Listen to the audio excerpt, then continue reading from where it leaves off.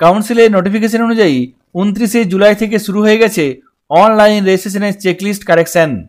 কাউন্সিলের নোটিফিকেশন অনুযায়ী 29 July online registration checklist issue করা হয়েছে এবং 29 জুলাই থেকে শুরু করে 14 আগস্ট পর্যন্ত ছাত্রছাত্রীদের রেজিস্ট্রেশন সংক্রান্ত সমস্ত তথ্য আপডেট করা যাবে। তারপর চেকলিস্ট সাবমিট করতে হবে 29 জুলাই থেকে 14 আগস্টের মধ্যে। যদি কোনো বিদ্যালয়ের তরফ থেকে 14 আগস্টের মধ্যে চেকলিস্ট সাবমিট করা না হয় সেক্ষেত্রে এটি অটোমেটিক্যালি সাবমিট হয়ে যাবে এবং আগামী 30 August provisional registration certificate issue করা হবে।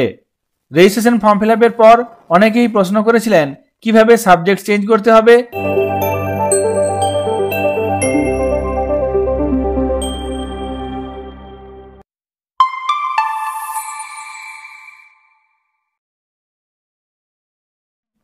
এখানে আমি কাউন্সিলের নির্দিষ্ট পোর্টালে চলে এসেছি। এরপর রেজিস্ট্রেশন চেকলিস্ট দেখার জন্য বাঁ দিকে যে অপশনসগুলি আছে তার মধ্যে থেকে ফর্মস অপশনে ক্লিক করব।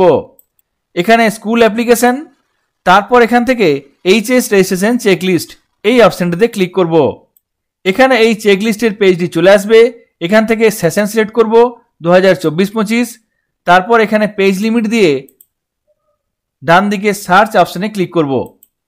সঙ্গে সঙ্গে এখানে সমস্ত ছাত্রছাত্রীদের নাম চলে আসবে এবং এখানে দেখবেন ডিসপুট ইন রেজিস্ট্রেশন একটি কলাম আছে।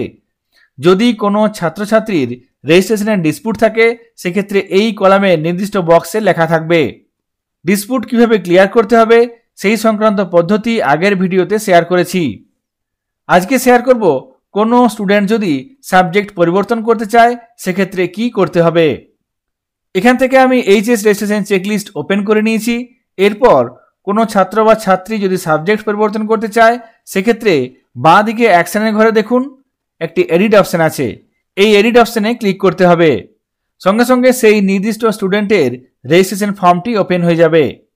এরপর নিচের দিকে নেক্সট একাডেমিক ফর্ম, সঙ্গে সঙ্গে রেজিস্ট্রেশন ফর্মের একাডেমিক ফর্মটি ওপেন হয়ে যাবে যেখানে আপনি সাবজেক্টের পরিবর্তন করতে পারবেন। এখানে নিচের দিকে সাবজেক্টের অপশনগুলি আছে। এখান থেকে আপনি প্রয়োজনীয় সাবজেক্ট পরিবর্তন করতে পারবেন।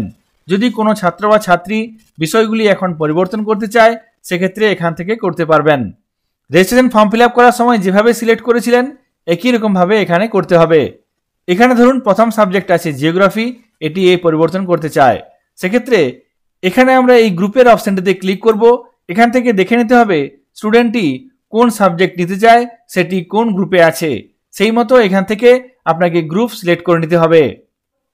তারপর ডান দিকে সেই মতো আপনাকে সাবজেক্ট সিলেক্ট করতে হবে। সাবজেক্ট সিলেক্ট করার পর এখানে একটি গুরুত্বপূর্ণ কাজ করতে হবে, সেটি হলো সাবমিট একাডেমিক ফর্ম।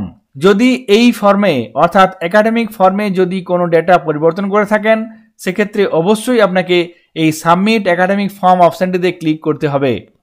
যদি এই ফর্মটিতে পরিবর্তন করার পর এই অপশনটিতে ক্লিক না করেন, এখানে নেক্সট ডকুমেন্ট আপলোডে চলে যান, সেক্ষেত্রে এই ডেটা পরিবর্তন হবে না।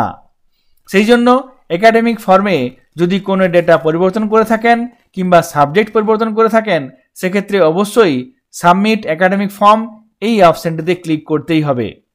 সাবমিট ক্লিক করার সঙ্গে সঙ্গে একাডেমিক ডিটেলস আপডেট হয়ে যাবে। তারপর এখানে অটোমেটিক্যালি এখানে ফাইনাল পেজে চলে আসবেন এবং নিচে এই সাবমিট অপশনে ক্লিক করতে হবে।